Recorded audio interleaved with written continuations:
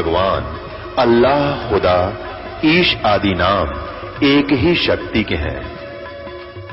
वो कैसा है, कहां है, कैसे मिलता है, किसने देखा है? ये प्रश्नवाचक चिन्ह पूर्ण रूप से हटाने के लिए अवश्य सुनिए जगत गुरु तत्वदर्शी संत रामपाल जी महाराज के अमृत वचन, सर्व पवित्र धर्मों के पवित्र शास्त्रों के आधार पर। परमात्मा कहते हैं कि 5 तत्व का पुतला और इसका मानुष धर दिया नाम, और 4 जना का जीवना, और फिर रोक कर ठाम। सांस का भरोसा नहीं है और ना जाने कितने ठिकाने बना लिए। एक पलक में मृत्यु हो जाए और फिर कहाँ जाएगा, इसकी चिंता नहीं। सत्संग में आने से प्राणी को ये चिंता बनती है, समाधान कराने की उत्सुकता होती है। इसलिए परमात्मा हमें चेतावनी दे रहे हैं, समझा रहे हैं कि ये ठिकाना ठीक नहीं तुम्हारा। बिन साहेब की भक्ति कहीं ठोर ठिकाना ना। साहेब माने राम। अब जैसे पहले आपको सत्संग में सुनाया था, आजा बंदे सन राम की फिर पाछे पछतावेगा। अब कौन से राम की शरण में आना चाहिए, ये भी आपको विस्तार से बताया था। अब राम माने स्वामी, प्रभु, मालिक, साहब कहो, राम कहो। तो ब्रह्मा विष्णु महेश जी एक ब्रह्मांड में एक विभागीय मालिक है। रजगुण विभाग के ब्रह्मा जी, सतगुण विभाग के विष्णु जी, तमगुण विभाग के शिव जी। और ये केवल इन 3 लोकों पर, पृथ्वी लोक, पाताल लोक और स्वर्ग लोक पर ही स्वामी हैं, प्रभु हैं, मालिक हैं। ये भी राम कहलाते हैं, स्वामी कहलाते हैं। ये भी भगवान की संज्ञा में हमने ले रखे हैं, क्योंकि जो जितना पति है, जितना स्वामी है, उतना ही वो राम है। और इनका पिता जो ब्रह्म है, वो 21 ब्रह्मांड का स्वामी है, राम है।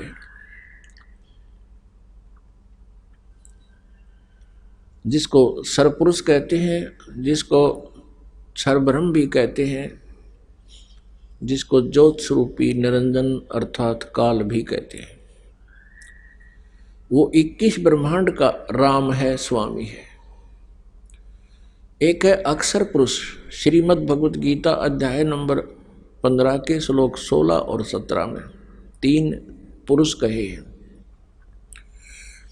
एक सरपुरुष, एक अक्षर पुरुष, और तीसरा जो है वो परम अक्षर पुरुष कहो, परम अक्षर ब्रह्म कहो, उत्तम पुरुष है तू अन्य। यानी 16वें श्लोक में वर्णित सरपुरुष और अक्षर पुरुष से कोई अन्य और पुरुष माने प्रभु है, जो उत्तम है, श्रेष्ठ है। तो जो अक्षर पुरुष है, ये 7 शंख ब्रह्मांड का स्वामी है, 7 शंख ब्रह्मांड का राम है, साहब है। और परम अक्षर ब्रह्म, परम अक्षर पुरुष, सत्य पुरुष, ये असंख्य ब्रह्मांड का स्वामी है, राम है, जिसको परम अक्षर ब्रह्म कहते हैं। गीता जी अध्याय नंबर 8 के श्लोक नंबर 1 में अर्जुन ने पूछा कि प्रभु, आपने गीता अध्याय 7 के श्लोक 29 में जिस तत्ब्रह्म के विषय में जानकारी बताई है कि उसका ज्ञान होने के उपरांत प्राणी केवल जरा और मरण से छूटने का ही प्रयत्न करता है, इस संसार की किसी भी वस्तु की डिमांड नहीं रखता, इच्छा नहीं रखता। 8वें अध्याय के 1 श्लोक में अर्जुन ने पूछा, किम तत्ब्रह्म, वो तत्ब्रह्म क्या है?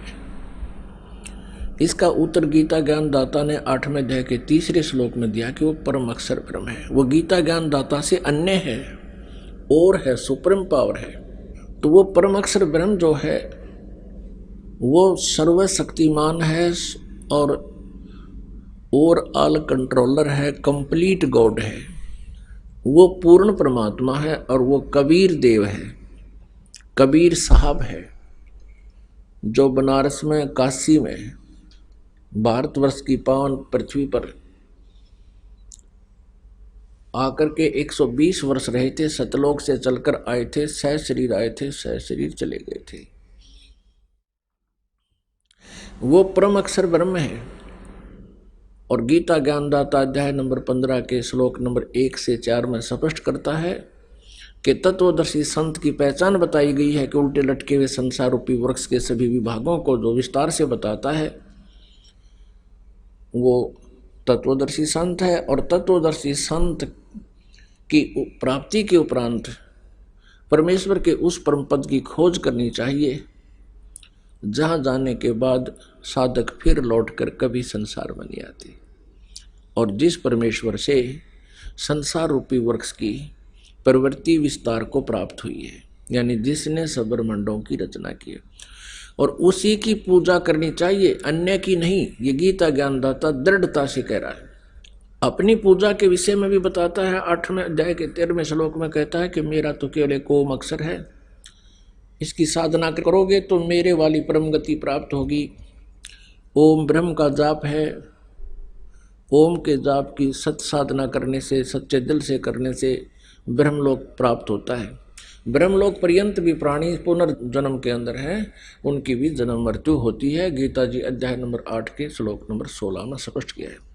गीता ज्ञानदाता स्वयं भी कहता है कि 4थे अध्याय के 5वें और 9वें श्लोक में, दूसरे अध्याय के 2 और 12 श्लोक में, 10वें अध्याय के दूसरे श्लोक में कि अर्जुन मेरे और तेरे बहुत जन्म हो चुके हैं, तू नहीं जानता मैं जानता हूँ। मेरे जन्म और कर्म अलौकिक है। मेरी उत्पत्ति को ये देवता और ब्रह्म ये ऋषि लोग नहीं जानते।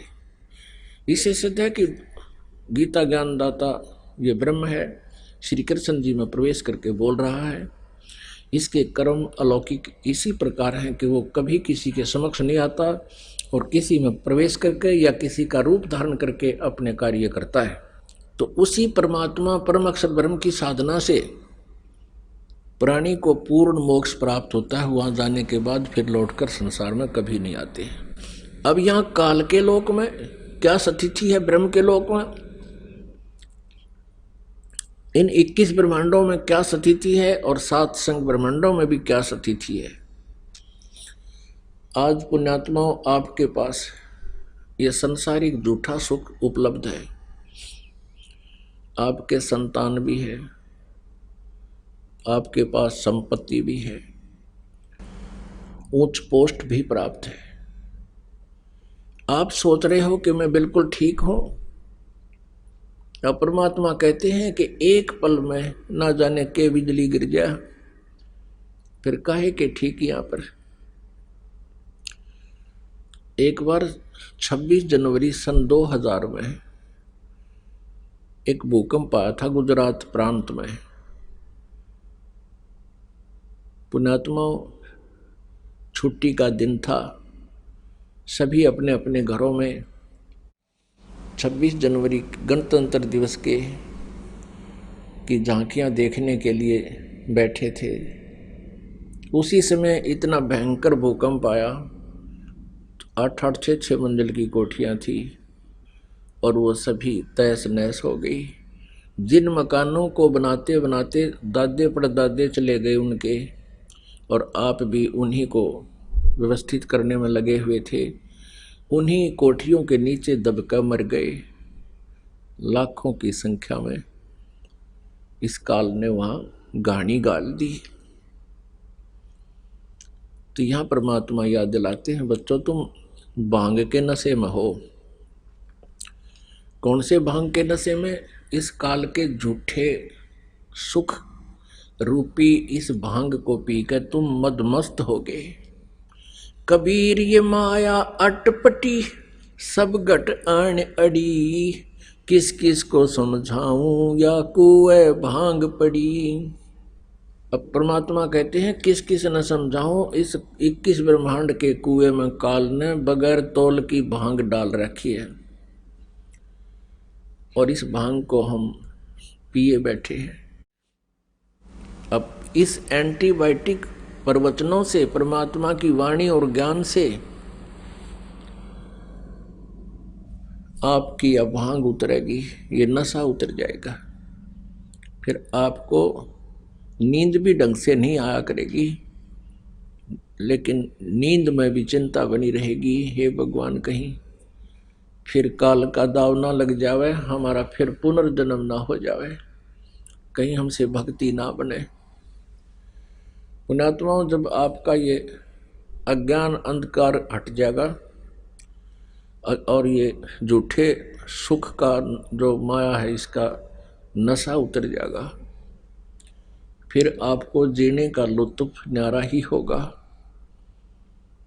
फिर आपको जीने के उद्देश्य का ज्ञान होगा, हम किस लिए जीना चाहिए। और फिर इस उद्देश्य से आप परमात्मा से डिमांड करोगे, आपकी टाइमली मौत भी होने वाली होगी, उसको भी एक्सटेंड कर देगा परमात्मा, आपकी सच्ची लगन भक्ति की देख के। और अन्यथा इस जीवन का हमें कोई लाभ नहीं, यदि हम भक्ति नहीं करते हैं तो ये पशु पक्षियों जैसा ही जीवन है हमारा।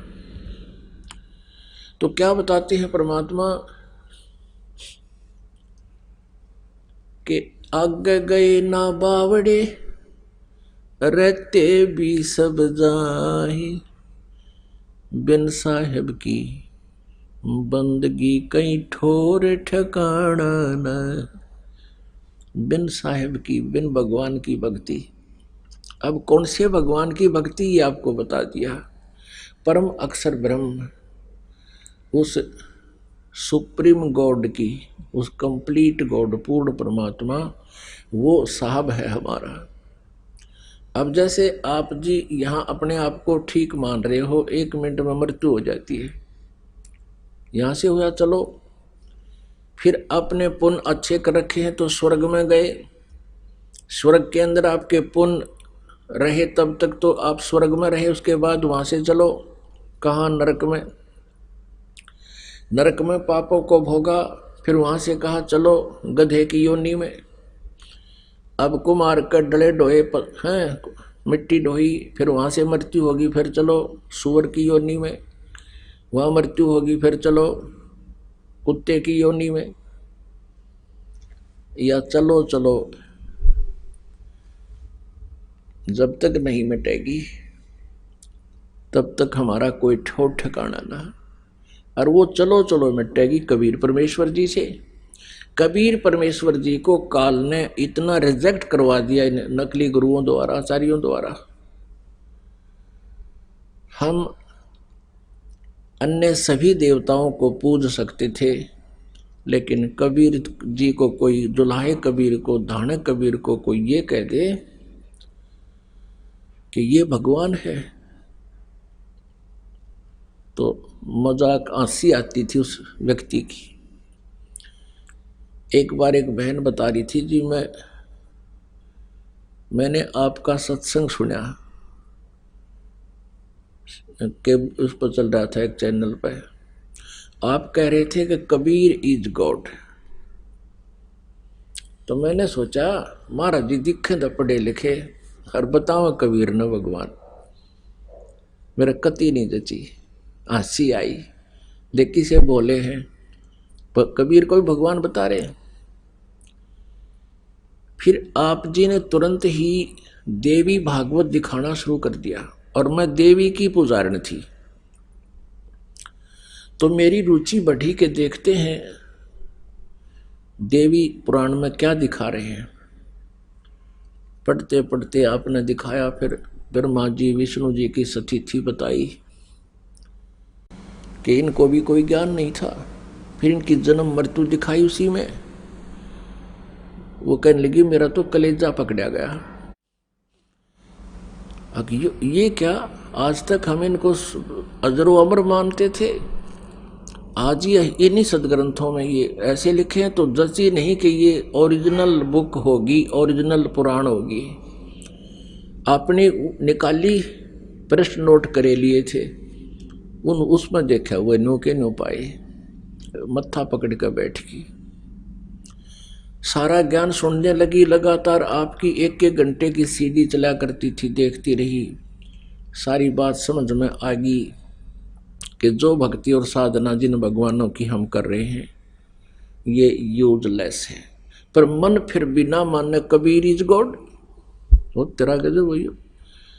हमने किसी ने 4 ईंट ला रखी हो ना, हम इतने श्रद्धालु थे, उसको भी नो करके निकला करते, वो भी भगवान मान लिया जिस पर कुत्ते मुत्या करते। और कबीर को भगवान नहीं मान रहे, क्यों? काल ने यही करवाना था कि कभी भाग जाग जाए इनके, और कोई यूं बताने वाला आ जा कबीर इज गॉड, ये कोई मानना है कोई नहीं। पर हम भी ढीठ है, मना के छोड़ेंगे। अब मना के छोड़ेंगे क्योंकि सच्चाई जो है वो अपना जगह बनाती है। सच्चाई को दबाया जा सकता है कुछ समय के लिए, मिटाया नहीं जा सकता। इसलिए परमात्मा कहते हैं कि आदरणीय गरीबदास साहिब जी गांव छुड़ानी, जिला जज्जर, हरियाणा वाले को परमात्मा मिले थे। उन्होंने कहा कि ये मन जो है इतना कंडम हो लिया, ये सत मार्ग को स्वीकार करने को तैयार नहीं, अन्य कोई पूजाएं इससे करवा ले, यो खुश होकर कर लेता है। जैसे कोई एक व्रत रखता है सोमवार का, और उसको कह दे कोई कि शुक्रवार का व्रत बहुत लाभ देता है, वो भी शुरू कर देता है। और कोई जाता सालासर, उसको कह दे बालाजी जाने से बहुत लाभ होता है, तो वहाँ भी पहुँच जाता है। फिर उसको कोई बता दे कि वहाँ नीलकंठ पे मत्था टेकने से बहुत लाभ होता है, वहाँ भी पहुँच जाता है। और जब इसे कोई संत बताता है परमात्मा का यथार्थ ज्ञान, तो ये मन ना जाने कितने ऑब्जेक्शन लगा देता है, ऐसे कैसे हो सकता है, ऐसे कैसे हो सकता है। और जब वह डले डोया था, जब कभी मन में ना आया कि ऐसे कैसे हो सकता है, यहाँ क्या फायदा है।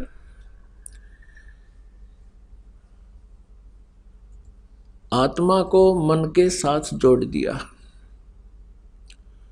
आत्मा परमात्मा का अंश है, और मन ने, इस काल ने अपना एजेंट मन इस आत्मा के साथ नथी कर रखा है। गाय और गधे के को इकट्ठा बांध दिया एक रस्से से, दोनों के गल बांध दिए।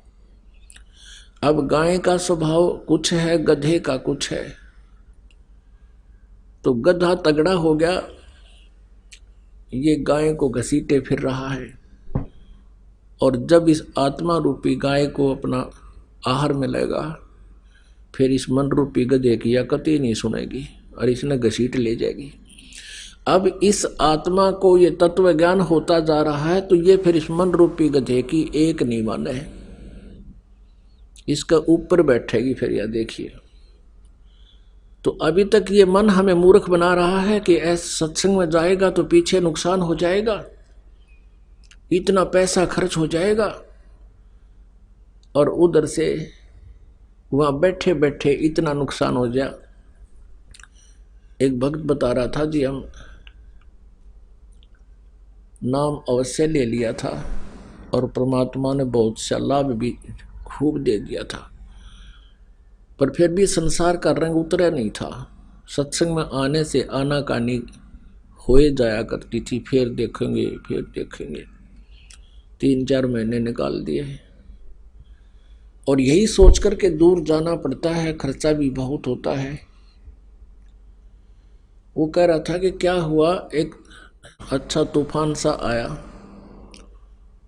और गली में लगा हुआ पोल था बिजली का खंबा, उसका तार टूट गया, और 30,000 की भैंस लाए थे, 3-4 महीने हुए थे, उसने वो तार मुंह में देकर काटने लगी, करंट मार गया, लगा उसको बिजली का, मृत्यु को प्राप्त लगी।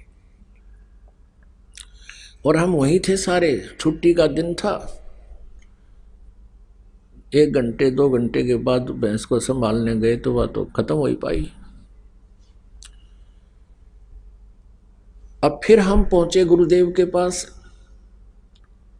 और कहा जी हमने तो नाम भी ले रखा, हमने पाठ भी करा रखा है, देख हमारी भैंस मर गई। तो दास तो यही बताता, भाई कोई बात नहीं, ज़्यादा हानि होनी हो थोड़े में टल गई होगी। फिर पूछा आया कितने दिन में? अगदी 6 महीने हो गए। क्यों नहीं आया भाई? ने बोला जी दूर था, पैसे गणे लग गए थे, किराया खर्चो था। और मैं कहा ईब कितने लाग गए? 30,000 रुपये, और 30 और लावा गायब। 60,000 हो गए। और परमात्मा के चरणों में आने वालों को हानि नहीं हुआ करती।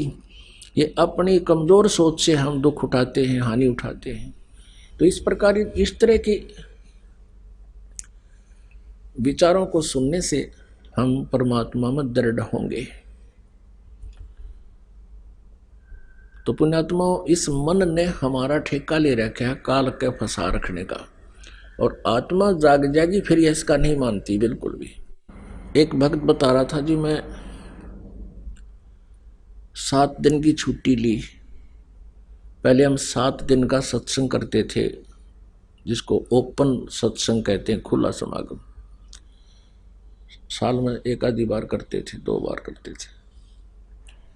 वो कहने लगा जी मैंने छुट्टी ली, छुट्टी मिल गई।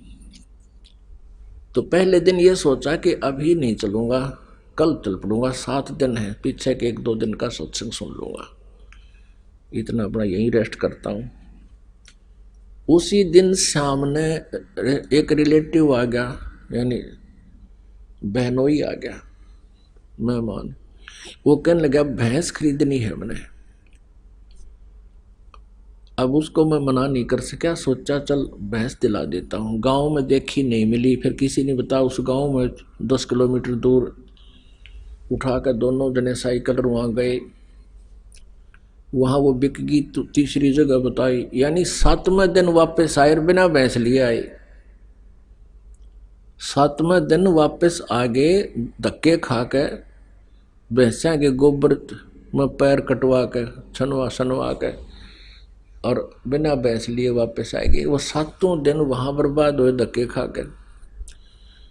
तो पुण्यात्माओं, परमात्मा हमें याद दिलाते हैं,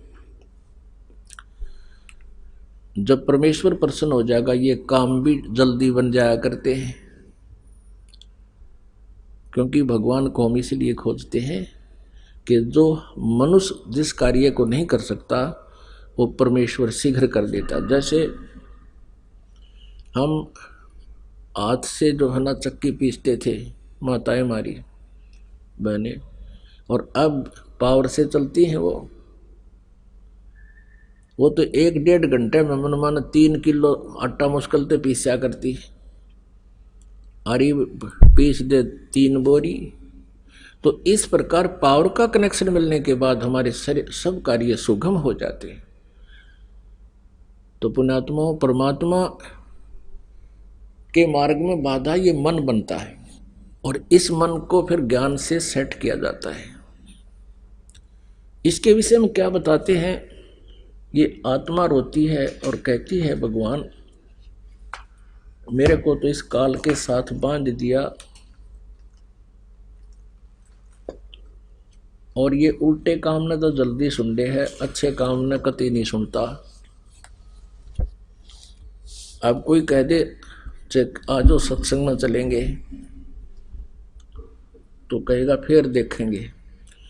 और थोड़ी सी देर में कोई आ जाता है कि आजा ताश खेलेंगे, आजा एक और बुला ले, और बैठ जाएंगे। उधर सारा दिन, हाँ, रात ने जो है ना सूर्य अस्त हो जाता, अंधेरा हो जाता, फिर भी नो देख देख हो लो मार कोई काम है आयो।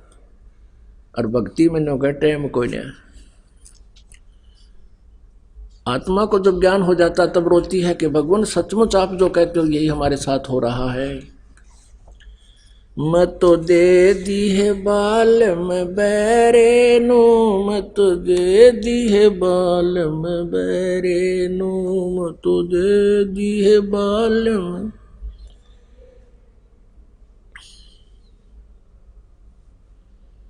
संसारी दी गल्ला चिन्ह ना बूझे शब्द जो गहरे नू, संसारी दी गल्ला चिन्ह नहीं बूझे शब्द जो गहरे नू, मुर्दों से ती प्रीत लगावे न जाने सतगुरु मेरे नू, मुर्दों से ती प्रीत लगावे न जाने सतगुरु मेरे नू।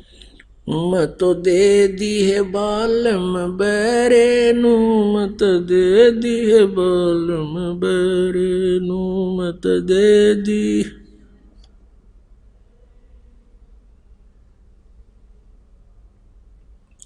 श्वेत छतर सिर मुकुट बिराज, देखत ना उस चेहरे नू। श्वेत छतर सिर मुकुट बिराज, देखत ना उस चेहरे नू। ऊंची थलियां खेती बोए, ये भूल गए निज डेरे नू। ऊंची थलियां खेती बोए, ये भूल गए निज डेरे नू। मत दे दी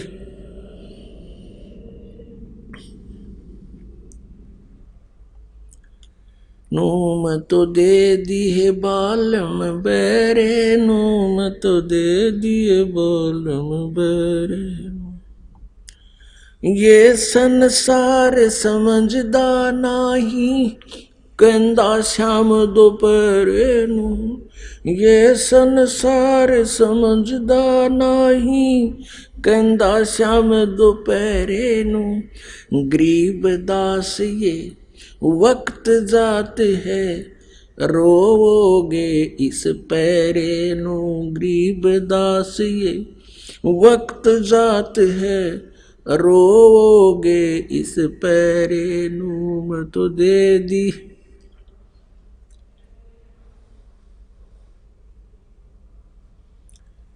नू, मत दे दी है बालम बैरे नू, मत दे दी है बालम बैरे नू। मत दे दी बालम बैरे नू, मत दे दी है बालम बैरे।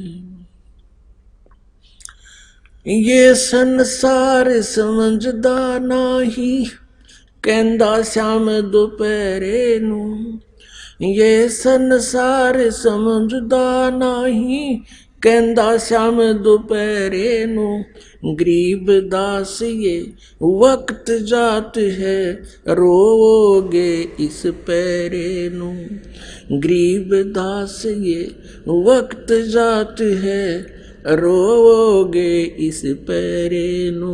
मत दे दी है बालम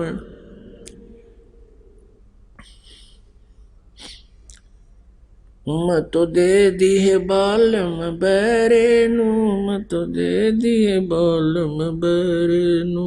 मत दे दी है बालम बैरे नू, मत दे दी है बालम बैरे। पुण्यात्मा, परमात्मा ने हमें बहुत प्रकार के एंटीबायोटिक मेडिसिन दे रखी हैं। कहीं शब्द, कहीं वैसे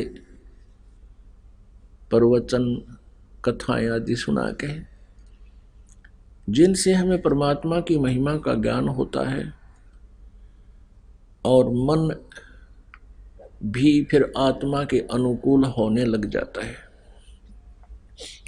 क्योंकि हम अपने शत्रु के जो मित्र है यानी मन है, हम इसको ही अपने साथ सेट कर लेंगे और फिर ये हमारा सहयोगी हो जाएगा। और इसकी स्पीड बहुत है, फिर हम इस मन के ऊपर सवार हो जाएंगे। अब ये मन आत्मा के ऊपर बैठा है। अब क्या बताते हैं, आत्मा रो रही है, परमात्मा समझा रहे हैं कि तुम्हारे साथ ऐसा हो रहा है। ये मन जो है संसारी दी गल्ला चिन्ह न बूझे शब्द जो गहरे नो। अब जैसे गुरुजी बताते हैं, कितना रहस्य में ज्ञान बता रहे हैं, इससे सुख भी हो रहे हैं, और फिर भी कोई आकर कह दे कि वो पूजा तो करनी ही चाहिए, उसकी तुरंत मान लेते हैं। अब क्या बताते हैं, मुर्दों से ती प्रीत लगावे न जाने सतगुरु मेरे नु।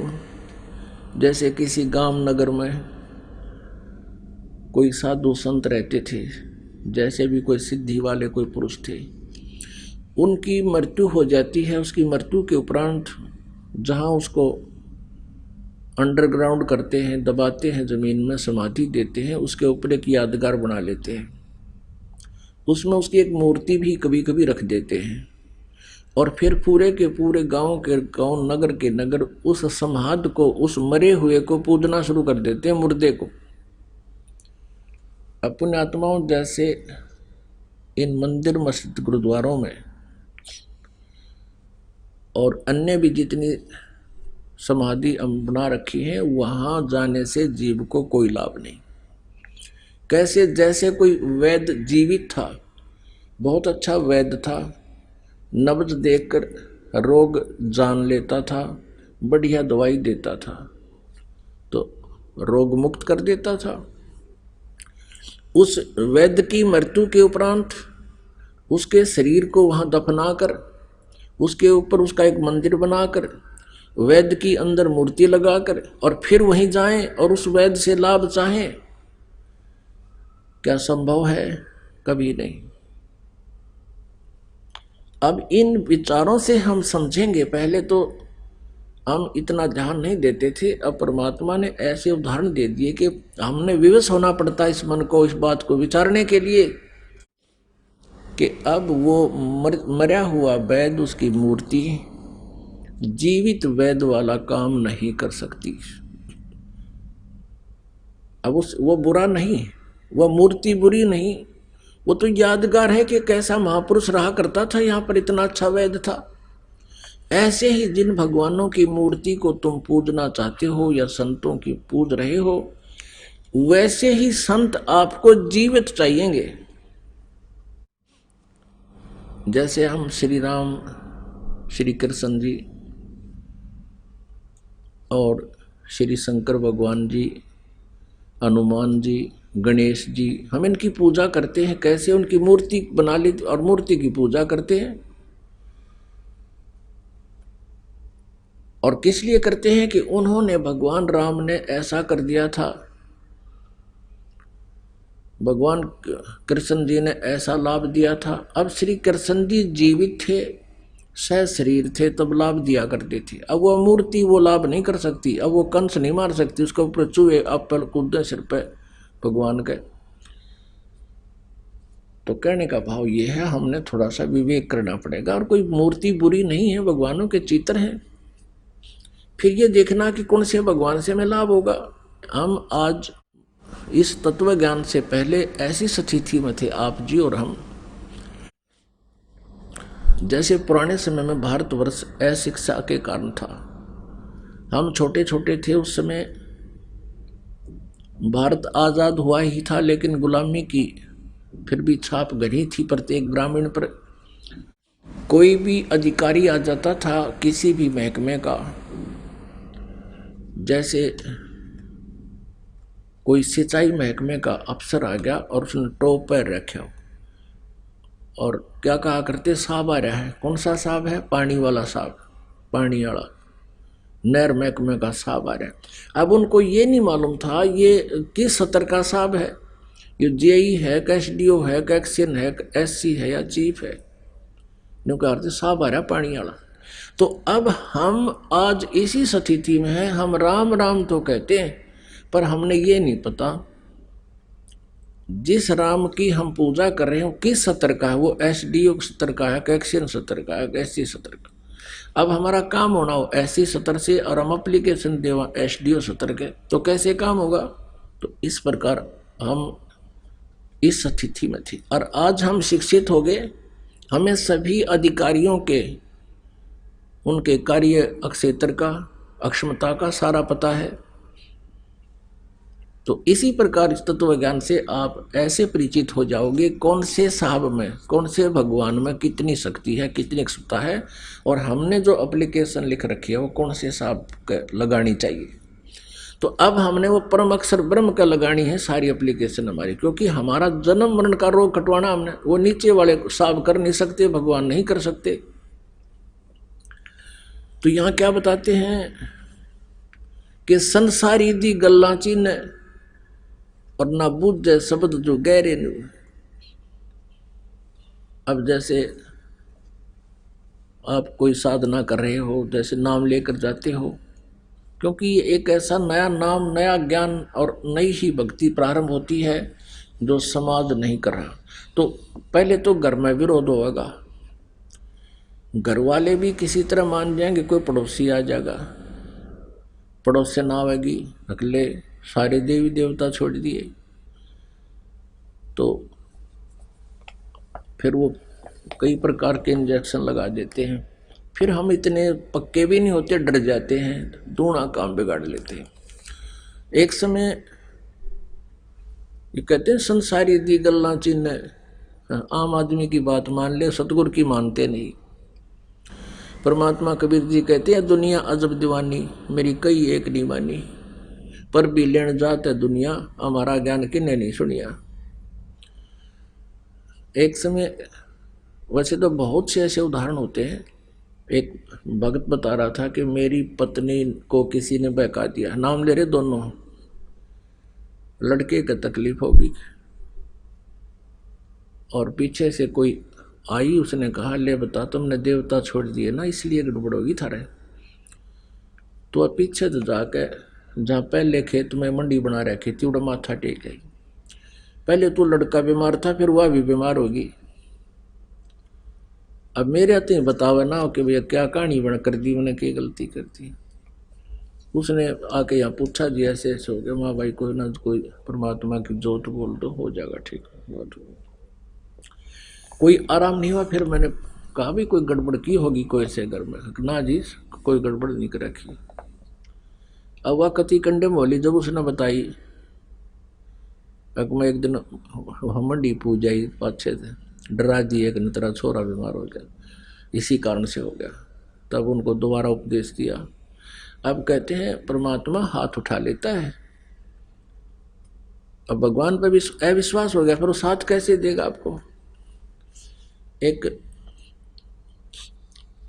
जींद के अंदर एक रमेश नाम के लाला जी रहते थे, उसकी पत्नी का नाम कमलेश, और उनके 2 लड़के जुड़वा, एक लड़की, और वो तीनों बालक बीमार रहते थे। बच्चा के दौरे पड़े। वो बता रहे थे जी 10 दिन तो रहा करते घर नर, 20 दिन मेडिकल में दोनों बच्चे और तीसरी वाली लड़की, और स्वयं उस कमलेश के दमे की बीमारी। फिर हमारे किसी भक्त ने जब देखा, उनसे बातचीत हुई, तुम नाम ले लो हमारे गुरु जी से, आपको राहत मिल जाएगी, कबीर परमात्मा लाभ दे देंगे। उन्होंने उपदेश ले लिया। उपदेश लेते ही परमात्मा ने ऐसी रजा बख्श दी, सारे स्वस्थ। अब 3-4 महीना के बाद क्या हुआ, गुग्गा नौमी आ गई। वो गुग्गा नौमी आ गई तो कोई पड़ोसन आ गई, कुदरती आए कमलेश, गुग्गा पूजन नहीं चलती। वह उसने मना कर दिया, पहले दिन आई थी वह, कि हमने नाम ले लिया, हम गुग्गा को नहीं पूजे। तो वह कहने लगी बेबे नो ना, पूजा तो करनी चाहिए। एक ना फलाने हमारे रिश्तेदार था, वो भी नाम ले रहा था कि सरसाड़े का, और उसने गुग्गा पुनः पूजी थी, उसका छोरा मर गया, एक का था लड़का मर गया। वह इतनी डरा दी, वह उसके साथ तक गई नहीं, पर अपने वहां घर में लटोटर कर लिया। अब उसी दिन सुबह कराया था, शाम ने तीनों वह फिट फेर हो गए, दोनों बच्चे मेडिकल में, उसका दमे की बीमारी और लड़की के दौरे पड़े। अब वो रमेश फिर गया उस भगत के पास कि भाई मारे तो फिर गड़बड़ होगी, नो के नो 3 महीने तो ठीक रहे, अब फिर वैसा ही हो गया। तो उसने मेरे से पूछा जी ऐसे ऐसे रमेश आया था, उसको ऐसी तकलीफ होगी।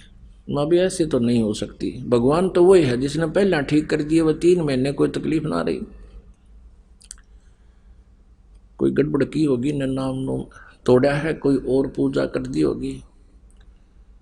तो उसने आकर रमेश से पूछा भाई गुरुजी ऐसे ऐसे कह रहे हैं, नो बोला ना। उसने कमलेश से पूछा अपनी पत्नी से कि तने कोई और पूजा की, ना मैं क्यों करूँ, वह डर गई कि गड़ा फिर तने।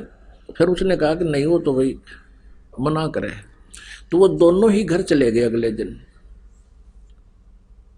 तो वो कह रहा था जी मैं घूमता घूमता, पीछे उनका एक बरंडा था, आगे भी बरंडा था, पीछे बरंडा, उसके साथ में एक बैक साइड में बाथरूम था, और उससे आगे क्या देखा, एक प्लेट में धूप सी ला रखी कि मैं लाल लाल के में और रख रखा उसका बना के जंतर मंतर सा। तो मैंने पूछा उससे कि कमलेश ये क्या है, ये क्या कर रखा तुमने? वह बोली मैंने गुग्गा पूज ली। वो बोला गुग्गा पड़ गया थारे फिर उल्टाए, ये मुश्किल तो निकाला था, ये गुग्गा फिर बुला लिया तने। अब पता लगा, फिर उसको धमकाया उसके पति ने, तने सारा नाश कर दिया। ये गुग्गा ने पहले पूज के मर रहे थे, इतनी बिरान माटी हो रही थी। उसके बाद उन्होंने दोबारा नाम लिया। आज लगभग 14 साल हो गए उनको, कि तो काटा भी नहीं लगा। अब उनको फिर दृढ़ विश्वास हो गया सचमुच इसने ये और पूजा करते करते दुर्गति हो रही थी। और परमात्मा ने 3 महीने तक तीनों ठीक कर दिए थे। तो ये भी विश्वास होना चाहिए कि सचमुच जो साधना अब हमें मिली है ठीक है। और फिर भी एक आम व्यक्ति की मान ली। तो यह परमात्मा कहते हैं संसारी दी गल्ला चिन्ह, संसारी की गल यानी बात को मान लेता है। ना बूझे शब्द जो गहरे नू, ये गहरा ज्ञान गूढ़ रहस्य को इसको नहीं समझता। मुर्दों से ती प्रीत लगावे न जाने सतगुरु मेरे नू, ये मुर्दों से ती प्रीत लगावे न जाने सतगुरु मेरे नू। ये मरे हुए न पूजे, कहते जिंदे सतगुरु से प्रेम नहीं करते, उस पर नहीं विश्वास करते। फिर क्या बताते हैं, श्वेत छतर सिर मुकुट बिराजे, देखत ना उस चेहरे नु। होय होय, परमात्मा को निराकार निराकार कह के गाटा जोड़ रखा था। अब आदरणीय गरीबदास साहब जी कह रहे हैं कि हमने देखा भगवान सतलोक में, और वहाँ श्वेत छत्र है, उसके ऊपर छतरी जैसे ये बना रखी है भक्तों ने, वो निराधार अपने आप लटक रही है परमात्मा की पावर से। और बहुत बड़ा गुम्बद है जिसके अंदर परमात्मा सेंटर में विराजमान है तख्त के ऊपर। और सिर पर मालिक का बहुत सुंदर मुकुट है। श्वेत छतर सिर मुकुट विराजे, देखत ना उस चेहरे नु, ऊंची थड़ियां खेती बोवे ये भूल गए निज डेरे नू। ऊंची थड़ियां खेती बोवे ये भूल गए निज डेरे नू। अब आदरणीय गरीबदास साहिब जी किसान थे, जाट थे, खेती करते थे। उनके आसपास ज़्यादातर किसान वर्ग ही उनके विचार सुनता था। तो क्या समझाते हैं कि जैसे ऊंची थलियों पर तुम खेती बोते हो और डहर पर बीज नहीं बो रहे हो, जिस कारण से तुम निर्धन हो गए हो। ऊंची थलियां होती हैं, ऊंचे ऊंचे टीले, उन पर यदि बीज बो भी दे, कोई वर्षा हो जाए और फिर वर्षा ना हो तो एक दाना नहीं होता। थोड़ी बहुत वर्षा फिर दोबारा हो जाती है तो थोड़ा बहुत 1 मन 2 मन किले का मुश्किल से एकड़ का निकलता है। और डहर वो जमीन होती है, समतल होती है, उपजाऊ होती है, और उसमें बीज बो दिया जाए तो ऊपर की थलियों पर वर्षा हुआ जल भी उस डहर यानी नीचे वाली जमीन में आकर रुक जाता, वो ज्यादा सिंचाई अपने आप हो जाती थी। उस समय की बात है ये।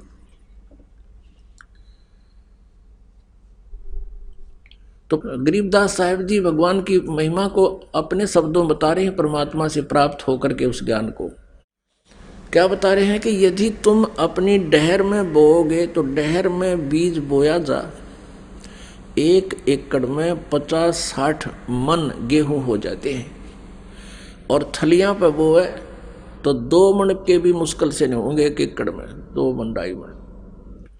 तो कहने का भाव ये है परमात्मा का कि जिन देवी देवताओं को ब्रह्म और ब्रह्मा विष्णु महेश और अन्य तुम पूजाएं करते हो, ये तो समझो थलियों पर खेती बो रहे हो तुम। और परम अक्षर ब्रह्म की पूजा, पूर्ण परमात्मा कंप्लीट गॉड की पूजा करने से समझो तुमने अपनी डैर में बो दिया बीज, आप बहुत शीघ्र धनी हो जाओगे। ऊंची थलियां खेती बोवे ये भूल रहे नज डरे नु। श्वेत छतर सिर मुकुट बिराजे देखत ना उस चेहरे नु। ये संसार समझदा नाही कहंदा श्याम दोपहरे नु। ओए होए पुण्यात्मा, इस काल के लोक में सुख नाम की चीज नहीं। और किसी को आप एक दूसरे से मिलते हो और क्या हाल है, ठीक ठाक मौज हो रही है। अब कोई कोर्ट के अंदर कचहरियों में एक रिलेटिव आपस में मिल जाते हैं तो कोर्ट में कौन जाते हैं? दोनों दुखी। और कोर्ट में कोई रिश्तेदारी में थोड़ा जा है, वो तो महादुखी जाएंगे और वहाँ फिर आपस में हैंड शेक करेंगे। और क्या हाल है, अब ठीक है, और ठीक है, मौज हो रही है। कोर्ट में मौज का कौन सा मेल? हमारी आदत हो रही है बस मौज कहने की, और मौज तो सपने में भी कोई नहीं। यहाँ पर कोर्ट में तो घीघी बंधी रहे हमारे आदमी की, पता नहीं क्या होगा, हाय कोई गवाह ना आ जा, कभी ऐसे ना हो जा। तो इस तरह की कहते हैं वहां भी नौका मौज हो रही है। हॉस्पिटल में, मेडिकल में कोई मिलते हैं आपस में, मेडिकल में कौन जाएगा? दोनों दुखी। और वहां भी और ठीक हो, अक्सर हो रहा तो मरण हो रहा है बहुत तकलीफ से, और ठीक है कहा, और ठीक है, और टट्टू ठीक है, जब एक का लड़का रो मरण हो रहा है, और ठीक है कहा, और ठीक है, और के ठीक रह गया यहाँ पर। तो यहाँ बताते हैं जैसे हम परमात्मा ने कहा ना कि कबीर ये माया अटपटी सबगट आनड़ी, और किस किस ने समझाऊं या कुआ भांग पड़ी।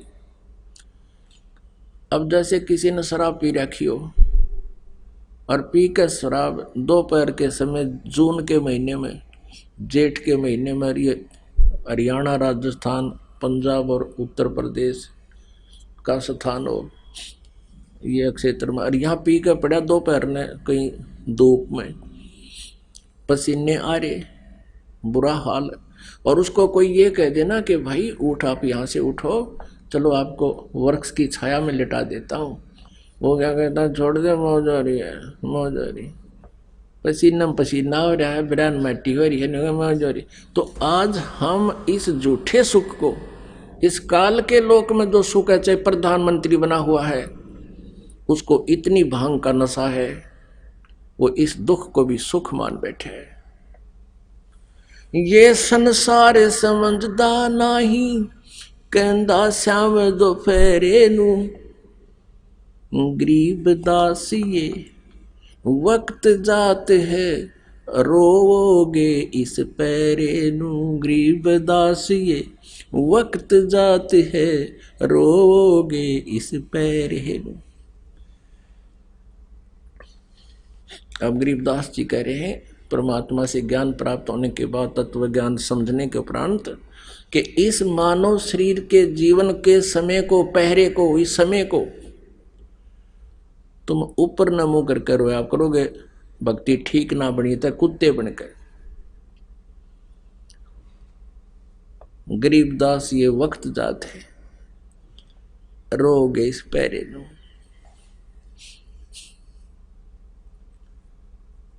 अब परमात्मा की महिमा को कैसे बताते हैं?